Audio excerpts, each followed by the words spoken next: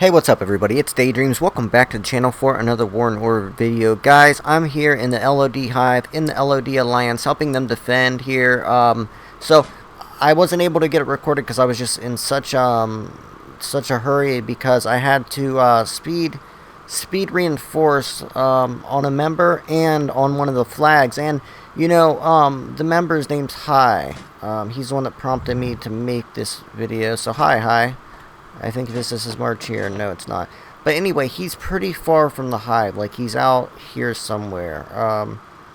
He's like over in this area, like about 45 kilometers away. And I told him he needs to move closer to the hive because unlike other games, War and Order is probably the single most important mobile war game where you need to be in your hive close to people. And especially with the timed defenses and timed attacks that people can pull, it's more crucial than ever that you are in the hive with your members because, for one, you're going to be able to get to your flags faster to help defend them.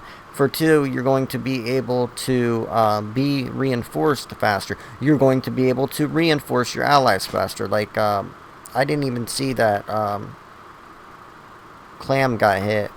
Chlamydia, that's hilarious. I didn't see that. See, look, the farms are burning, but no main castle except for Chlamydia is burning, and you know, Chlamydia is always burning. Haha. Okay, that was a terrible joke. Anyways, so they're scouting and stuff. This Kelvin, yeah, I think that's his name, Kelvin Wash. I'm gonna catch him, guys. I've been watching him, and the second he slips, I'm going to get him because I've got speed ups, and he recalled like with 1 second left. I did a speed reinforce on one of these flags, and he was able to recall at the last second. I messed up and I did it a little bit too early. I did it with about 6 seconds left. Next time I'm going to do it with about 4 or 5 seconds left because I did it instantly. And there's still like a 3-second lag, so he had that.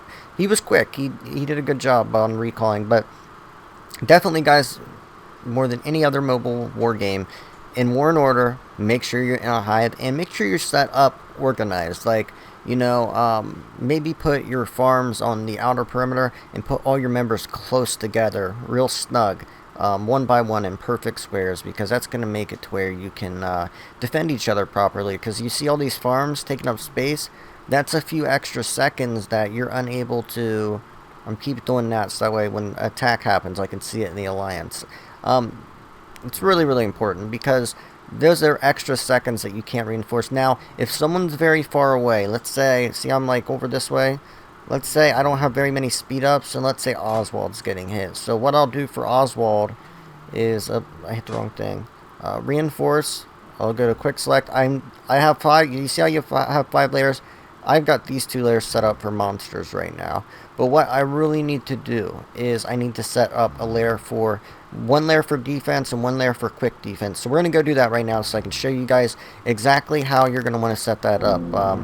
Because this is just from my past experiences. I've got pretty good ideas on what. Now you guys got to remember that for the swordsman, for the archer, and for the cavalry, the humans are the best at the defense, and then for mages the humans are the best for offense. So that would be the mythical people like the elves or the orcs are better at offense if you're a swordsman, archer, or cavalry. So with that known, the human cavalry and human swordsmen are going to be really good at defense, as well as the elf mages. So let's go in here and look at those real quick so I can just give you a quick overview of what are going to be the best at defense. So these will be best at defense for me, the elf sage. That's why I've been training some of them. And for the archers, it's going to be the elite archer are going to be the best at defense. I've got 14k of those. I don't have a lot of troops, but I've got a decent enough. I have a lot of mages, especially like the T5 mage. I've got 93,000 of those, so they're going to be good for attacking. But for defense, we're worried about defense right now. These T5 archers are going to be good at defense. These T5 elite heavy cavalry. Now the problem is I have not made a lot of these. I need to start making more of them, because what I could do is I could see, I don't even have any T4 heavy dragon rider. I just have been told that the mages and the archers are best right now. But for defense, sometimes you don't have time to send those. So what you can do is see the movement speed 15. Let's go to Archer, movement speed 8. So you're gonna be moving twice as fast with the cavalry, and the mages move the slowest. So maybe if you don't have that many cavalry like me, you can see the infantry have the second fastest move speed. So you know, let's go to level 5. I've got 25,000 of these, so we're gonna set up a defensive layer real quick. So they're still not attacking. I think they're scared now that they know that people are going to be speed reinforcing. Because I'm telling you guys, when you start catching people with speed reinforcements, it makes them very scared to attack. Like, try it once. Hit someone with speed reinforcement, make them lose 100,000 power, and see how many times they're going to start hitting random things again. They're going to start really thinking about what they're going to hit. And they're going to start having to do timed attacks or rallies, or they're not going to be able to hit stuff at all. I need to get my second builder going and my college. I'll do that in a second. I want to build the layer first. So let's go to hang on a second, marching army. Okay, do I have my VIP on? Okay, so I guess you can't select 5 yet. We can select 3. So my number 3 is going to be my defensive layer. So of course my master swordsmen are going to be in the defensive layer. The heavy cavalry, just those 3k are going to be in the defensive layer. 25k, 26k. Why is it automatically selecting all this stuff? 3. Okay, now let's do this again. Swordsman. It's like selecting everything else too, so let's just turn these all off. For defense, you don't need to worry about rainbowing, because that's not really going to matter, because you're going to be able to heal all this stuff, so that does not matter. So we want the human swordsman, the human archer, and we want the human heavy cavalry. So we're up to 46k, 25, yeah, we're up to 46k. The rest of these are going to be the level 6 elf sage. So we'll just put those in there like that. It took down some of the elite archer. We'll just knock down some of these swordsmen down to about 20k. And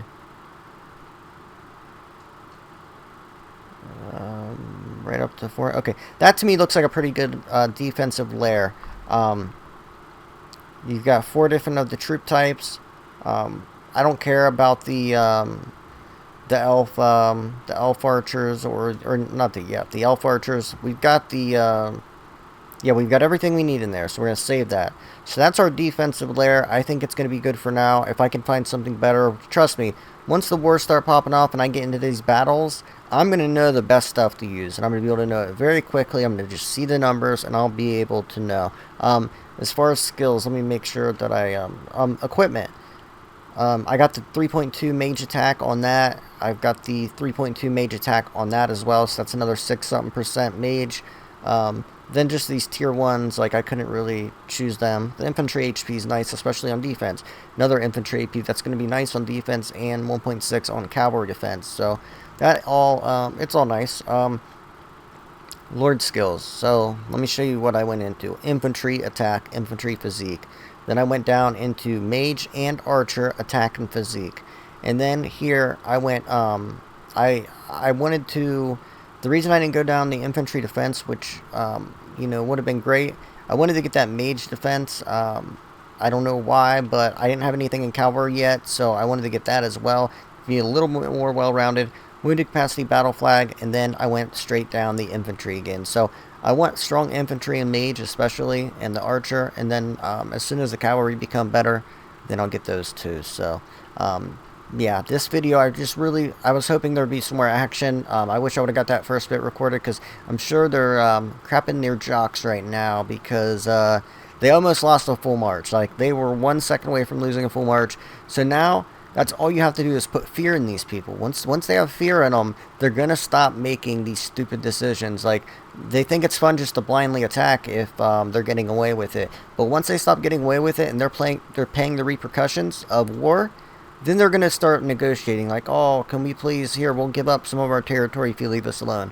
Well, it may be too late now because you've done just you just you're like Winnie the Pooh, like I don't know where I'm getting this Winnie the Pooh, but poking the beehive. You're just poking the beehive too many times. You're gonna get swarmed because we're a big beehive. We have multiple alliances full of people, and we have great allies. So they're really poking the beehive. Guys, get your alliances, get together, and start moving farms and getting closer together. You want to be a tight knit community, and being able to reinforce each other is going to stop the enemies from attacking. So you guys already know the deal. Thank you so much for watching. You guys know that teamwork makes the dream work. Smash that thumbs up button. We're gonna have a fun live stream and video going on later tonight. Okay, this evening, come to the live stream, and I'll record it if you can't make it. Probably around 3 to 5 p.m. Eastern time. I hope to see you there. See you then. Peace.